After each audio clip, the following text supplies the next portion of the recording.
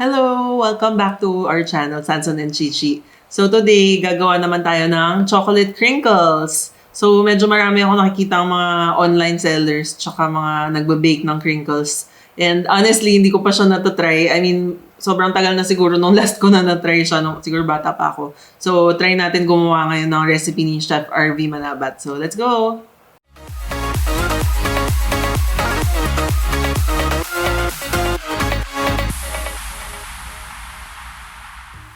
Para sa chocolate crinkles, ito ang mga ingredients.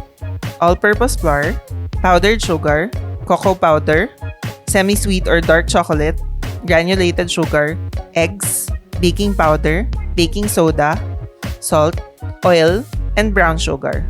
Sa isang mixing bowl, maglalagay tayo ng 250 grams na brown sugar, 2 large eggs, 105 grams na cooking oil, and 45 grams na melted chocolate. Mix lang natin lahat with a wire whisk until smooth. Tapos ilagay na natin ang 120 grams na all-purpose flour, 75 grams na cocoa powder, 1/4 teaspoon baking soda, 1/4 teaspoon na baking powder, and 1/4 teaspoon salt. Mix lang natin lahat until well combined. Then ilalagay na natin sa 2 separate bowls ang granulated sugar and powdered sugar. Dito natin i-dip ang ating crinkles bago natin i-bake. Yung granulated sugar, nakaka-add siya ng crunch dun sa crinkles para mas masarap. So, magpa-form tayo ng small balls gamit ang cookie scoop.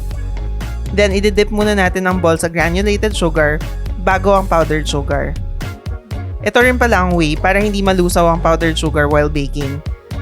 Then, i-bake na natin ang ating crinkles sa 350-degree oven for 12 to 15 minutes.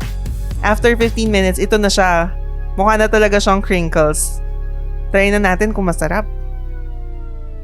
Ayun, so ito na ang ating crinkle lang.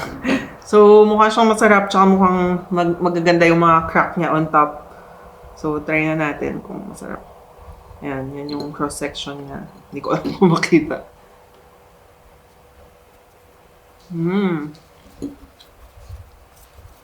Very moist yung inside niya. Tapos, parang may konting crunch yung labas. Dahil yata sa sugar na nag-caramelize. So, yun pala yung technique doon na kailangan i-coat sa sugar before ng powdered sugar para may konting crunch. Ganun.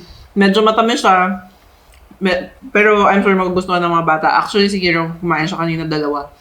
So, let me know if na-try nyo rin yung crinkles sa comments below. And don't forget to like and subscribe if you like this video. Bye-bye!